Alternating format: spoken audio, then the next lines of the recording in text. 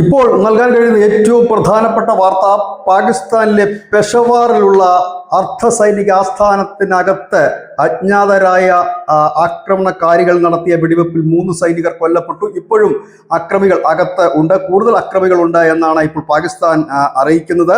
ഇന്ന് പുലർച്ചെയായിരുന്നു സംഭവം. ആദ്യം ഒരു രണ്ട് ചാവേറുകളാണ് ഈ ആക്രമണത്തിൽ പങ്കെടുത്തതെന്നാണ് പാകിസ്ഥാൻ ആദ്യം പറഞ്ഞിരുന്നുവെങ്കിലും ഇപ്പോൾ കൂടുതൽ പേർ ക്യാമ്പിനകത്ത്, അതായത് സൈനിക ആസ്ഥാനത്തിനകത്തുണ്ടാകാം എന്നാണ് ഇപ്പോൾ വരുന്ന വിവരം. ആദ്യം 2 ചാവേറുകൾ എത്തുന്നു.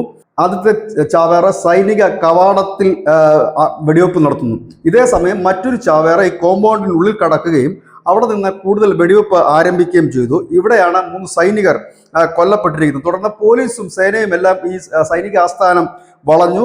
ഏറ്റുമുട്ടൽ തുടരുന്നു, ഒപ്പം തന്നെ തെരച്ചിലും തുടരുന്നുണ്ട് എന്ന് പോലീസ് ഉദ്യോഗസ്ഥൻ മിയാൻ സയ്യിദ് അഹമ്മദാണ് ഈ വിവരം അറിയിച്ചത്. ഒപ്പം തന്നെ ചില സ്ഫോടനങ്ങളും അകത്ത് നടന്നിട്ടുണ്ട് എന്നുകൂടി ഈ മിയാൻ സയ്യിദ് അഹമ്മദ് എന്ന പോലീസ് ഓഫീസർ പറയുന്നു. മുൻപ് കൊറ്റയിൽ സമാനമായ രീതിയിൽ അർദ്ധസൈനിക ആസ്ഥാനത്തിന് നേരെ ഇതുപോലെയുള്ള അജ്ഞാതർ വലിയ രീതിയിലുള്ള ആക്രമണം നടത്തിയിരുന്നു. News desk.